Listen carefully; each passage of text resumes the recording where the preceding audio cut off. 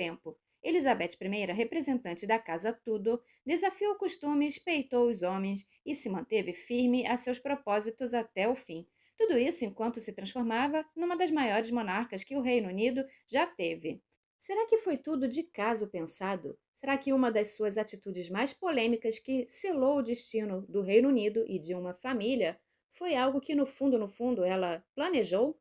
O fato é que foi com Elizabeth I que uma dinastia chegou ao fim. Existe até hoje uma espécie de lenda ao redor dos Tudors. Como uma família tão poderosa não conseguiu se manter no poder? Desde o seu nascimento, a pequena Elizabeth sofreu rejeição. Seu próprio pai, Henrique VIII, segundo muitos historiadores, teria ficado furioso com a então esposa Ana Bolena por ter dado à luz a uma menina e não a um menino para que ele fosse o herdeiro do trono. Esse teria sido até mesmo o início do fim do relacionamento de Ana Bolena e Henrique VIII. Os únicos filhos de Henrique VIII foram Mary, Elizabeth e Edward. Para um rei que teve 6 esposas, é um número pequeno, até porque seus casamentos foram atribulados. Alguns terminaram em tragédia, outros em prisão, separação, então nem mesmo ele, como rei, deu tempo suficiente para que os matrimônios se desenrolassem naturalmente e produzissem filhos, e, consequentemente, garantissem mais herdeiros ao trono. Além da vida conturbada, o rei Henrique VIII enfrentou problemas de saúde ao ficar mais velho. Pouco antes do Natal de 1546, sua saúde decaiu ainda mais. Nesse momento crucial, Henrique VIII decidiu se afastar de sua esposa Catherine Parr e foi se enclausurar em Westminster. Lá, ele passa dias e dias em reunião com seu conselho e seu secretário particular, William Paget, que era muito próximo do cunhado do monarca. Aí começa a cobiça pelo trono. No início do seu último casamento, Henrique VIII havia feito uma mudança em seu testamento, nomeando sua esposa Catherine Parr como a regente no caso de morte do rei. Porém, posteriormente, ele alterou novamente o testamento e nomeou um conselho de executivos formado por homens, onde todos teriam o mesmo nível de poder e seriam os regentes, enquanto seu filho Edward ainda era menor de idade. Edward reinou como rei Edward VI de 1547 a 1553. Depois foi sua irmã como Mary I, que reinou de 1553 a 1558. E, finalmente, Elizabeth I, que ocupou o trono de 1558 a 1603. Elizabeth I pode ter sido a última das monarcas carregando o nome dos Tudors, mas foi seu irmão Edward que entrou para a história como o último rei Tudor, com o título de Edward VI. Ele ascendeu ao trono com apenas 9 anos de idade. Alguns anos mais tarde, uma das marcas do seu reinado foi ter transformado a Igreja Anglicana, no sentido que seu pai havia rompido com o Papa e a Igreja Católica, porém ele continuou exercendo os costumes católicos. Edward VI interviu nessa questão e introduziu os costumes protestantes. Como confusão pouca é bobagem na história dos tronos britânicos, a próxima herdeira do trono, Mary, irmã de Edward, era católica romana. Já foi citado aqui em outro vídeo do canal que Mary se casou com Filipe II da Espanha, e a coroa espanhola era católica fervorosa, responsável por um dos maiores crimes e absurdos da Igreja Católica, a Inquisição Espanhola. Imagine então o jovem Edward introduzindo a reforma protestante no Reino Unido, enquanto a próxima na fila do trono era uma pessoa super católica. Por esse motivo, Edward tentou deserdar a irmã da linha de sucessão ao nomear em seu testamento Lady Jane Grey como sucessora do trono. Ela era sobrinha neta de Henrique VIII e também era protestante.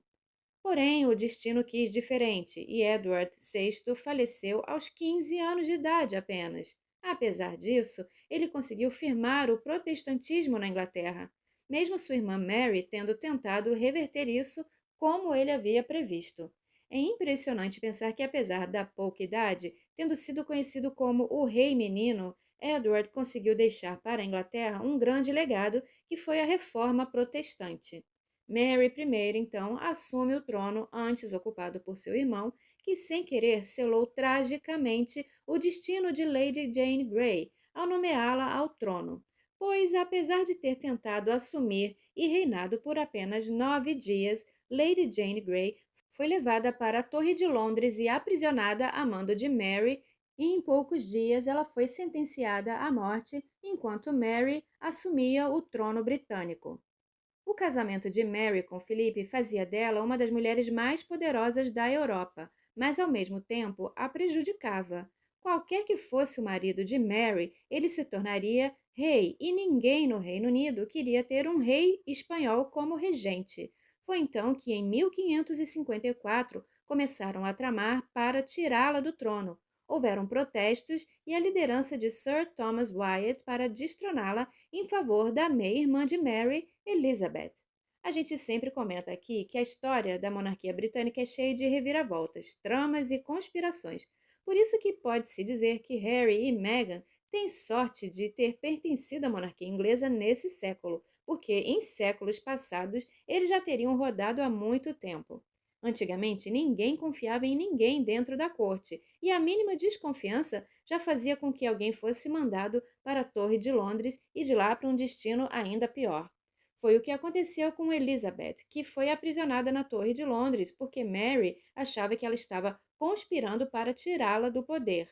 Historiadores como Owen Emerson, especialista na história dos Tudors, afirma que Elizabeth ficou presa na mesma câmara em que sua mãe Ana Bolena ficou anos antes. Dá para entender porque Elizabeth posteriormente também viveu atormentada pelas ameaças de traição, tendo sido criada nesse ambiente. Cada um ali desconfiava até da própria sombra. Para a infelicidade de Mary, ela não conseguiu engravidar. Acabou tendo algumas questões de saúde mental e sua saúde foi entrando em declínio. Mary I, que foi a primeira rainha regente da Inglaterra e ficou conhecida na história como Bloody Mary, não conseguiu mesmo produzir um herdeiro. A essa altura, Elizabeth já era tratada como a Queen in Waiting, assim como Kate Middleton hoje em dia. Para quem quiser entender melhor o que é o status de Queen in Waiting, a gente tem um vídeo sobre isso aqui no canal, onde falamos da situação da atual princesa de Gales, Catherine Middleton. Aí dá para vocês entenderem melhor toda essa questão de sucessão ao trono, o que exatamente é esse status de rainha em espera, então o link vai estar aqui no final.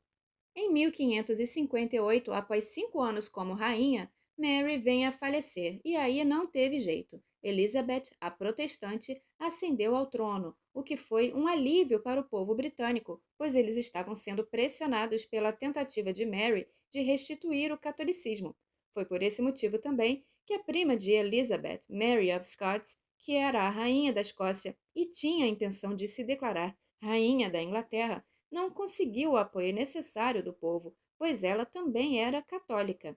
A coroação de Elizabeth I foi bastante parecida com a do seu pai, e o povo a aclamou como a filha de Henrique VIII, e pensar que, enquanto criança, ela foi rejeitada e chegou a ser considerada ilegítima.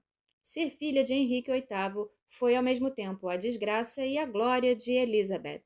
Da mesma forma, as decisões da filha de Ana Bolena foram ao mesmo tempo o motivo de seu fortalecimento e permanência no trono, mas também o motivo do fim de uma era. Elizabeth sabia que se ela se casasse, o seu marido se tornaria rei e passaria a ser o regente, pois naquela época as mulheres não tinham quase nenhum direito, mesmo as rainhas, e eram sempre colocadas atrás dos homens. Sem jamais se casar, sem ter tido filhos, Elizabeth, assim como seus irmãos, não produziu um herdeiro para o trono, não deixou nenhum descendente Tudor.